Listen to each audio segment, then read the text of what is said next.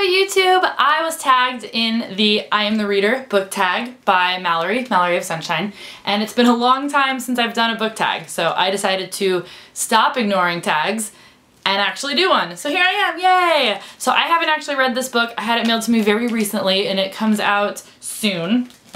I'll put the day that it comes out down below. I think it's like literally this week or something. So this is a book about a world where reading is not a thing, it's unheard of, and then the main character, I believe, discovers books and then has to go save her aunt by using this book that she finds as her guide, I believe. I am not doing a very good job of explaining this because I really am not that sure. But it seems like a really interesting book. It has a beautiful cover and a lot of people are doing this tag, so I think it's going to be a popular one. The first question is to choose one word that describes being a reader. There's a lot of options for this one, but the one that I've decided to go with is endless, because I feel like reading feels like this endless journey because one, there's so many books in the world that I could never possibly read them all, but also words can just take you to places so much further beyond the actual physical world that we live in, and that's very exciting to me and it feels like something that I will always have with me for the rest of my life, and so endless feels like a very good way to describe it. Next question is, what was the very first book that you fell in love with? So I read a lot of books with my parents when I was younger. My dad would read me picture books and my mom would read me picture books. It was just this very sort of regular routine that we would have before bedtime. But the very, very first book that I picked up myself and read by myself was Karen's Kitty Cat Club, which was the babysitter's little sister book, number 4, I believe. I got this at a garage sale and it was definitely outside of my reading level. I don't know how old I was when I did this, but like before I could actually really read a like sort of my first chapter book. And I remember it took me days to read it because I would just have to like sound my way through the words, and I remember thinking that I looked so cool and I would just sort of like stand in the kitchen like reading just in case anyone saw me, like, hey guys, no big deal, just reading this book, I know how to read. I think I've even told this story on YouTube before, but this was my very, very first experience reading a book and I love it and I've never gone back since. Hardcover or paperback? So I have mixed feelings on this because I think that hardcover books are beautiful, the presentation is wonderful. If I have the choice, I will buy hardbacks. But in terms of like reading like a book that feels nice in my hands and I can just sort of like curl up on the couch and feel great about it or like toss it in my bag, I still also understand the value of paperbacks because I don't worry so much about keeping them looking nice because there's paperbacks and you can fold them and have them by the pool and not worry if they get a little wet. My paperback copy of Chamber of Secrets is like so just like warped and destroyed, but like I love it because it feels so like used in this great way. It feels very loved. And hardbacks, I feel like I need to keep them more pristine. So I'm very torn. I have a love of both. I've grown to appreciate hardbacks more as I've gotten older, maybe because like my hands are bigger. When I was younger, I just had a really hard time just like holding, you know, I feel like you need 2 hands to hold a hardback, and a paperback you can totally just like hold with 1 hand. So it really depends on the book. It depends on my mood. I like both. How has reading shaped your identity?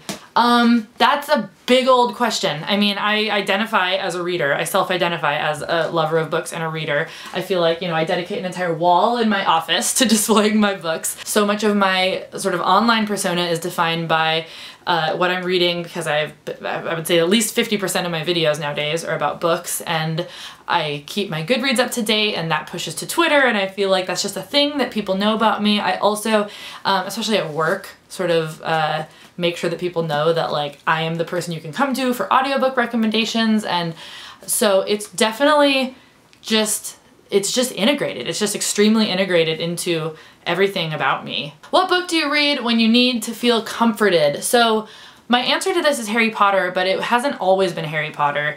This like reading the Harry Potter books when I'm like homesick or whatever is actually kind of a new thing that I developed when I was a little bit younger, like basically between sort of the first time that I read the books and now. I didn't actually really reread the Harry Potter books, which is a very strange thing that I'm changing about myself. I'm in the middle of a reread right now. I'm on Order the Phoenix. There will be a video coming about that whole journey. Now, all of a sudden, it's like I need the books again in my life in like the physical like book form, whereas before they were just sort of this pervasive thing that were all around me in like all the other things that I did. But the books have actually really come back around to meaning a lot to me, which is sort of new. So yeah, Harry Potter. Who taught you to be a reader, or did you do it all on your own? So like I said earlier, my parents read to me every night. So it was one of those things where I grew to be even more of a reader than, you know, they probably ever even hoped and dreamed, but I think it was so much to do with the fact that they had established that routine for me that, you know, you read a little bit every day and you read a new book and, you know, you read before bed and it's just a part of your day. You know, you get up, you brush your teeth, you eat breakfast, you go do some chores, you go do a fun thing, you read. And so that also has never really left me. I think I find ways to read a little bit every day, which is why I've really embraced audiobooks and ebooks and all the different ways that I can consume books, because it helps me find ways to do it even more. So yeah, thank you, Mom and Dad, for helping me grow to be the reader that I am today. Describe your dream reading lounge. So just obviously it's Belle's library from Beauty and the Beast. I mean, walls and walls of books in this like great big cavernous room with like a ladder that you can like slide on down the wall with like big comfy overstuffed chairs. Like, it doesn't really get better than that, but really just like a big squashy comfy armchair with like all the books you could ever want. And ladders that you can slide on. I mean, yeah, that's it. What book changed the way you act or see the world? So I think I've also told this story on YouTube. My answer to this is very weird because this was a book that I only felt so about. Anne Brashare's The Here and Now, which is the author who wrote The Sisterhood of the Traveling Pants, one of her newer books. This book was okay, but there was this like such super poignant thing in this book. Sort of spoilers, but like whatever. This is a book about time travelers who are in the future and the future's real bad, and then they come back to live basically in now time, modern time, because it's way better. And people from the future are like, oh my god, like literally it's so bad that we can't live there and we have to go to your time. And then they're talking to people who live in our time, and people now are like, there's no use changing it, we're already screwed, it's all over. And the people from the actual bad future are incredulous because they're like, it is not too late. It is not too late. Go outside, pick up garbage, just sort yourselves out, and you can still fix this. And I think that that was one of the first times that it really sunk into me that like sometimes we kind of do carry this like it's too late, we've already screwed ourselves mindset, and like we still live in a beautiful planet with like blue skies and plants and water, and it's so not too late to fix the things that we have ruined about this planet. And so that was just such an insightful way to look at what we're doing to this planet and how much worse it can get. And even though the book was only so-so, that has stuck with me so much since I read it. So that was the I Am the Reader book tag. I need to tag people now. So I will tag Kristen from Super Space Chick, who tags me all the time, and I have been sort of ignoring them. I'm sorry. I'll be better about this. And I will also tag Rachel, who has a relatively new book channel that I'll link down below. She's awesome. She also does music, but her book videos she's been killing it lately. She's great. So yeah, you should go check out those two channels because they're some of my favorite booktubers.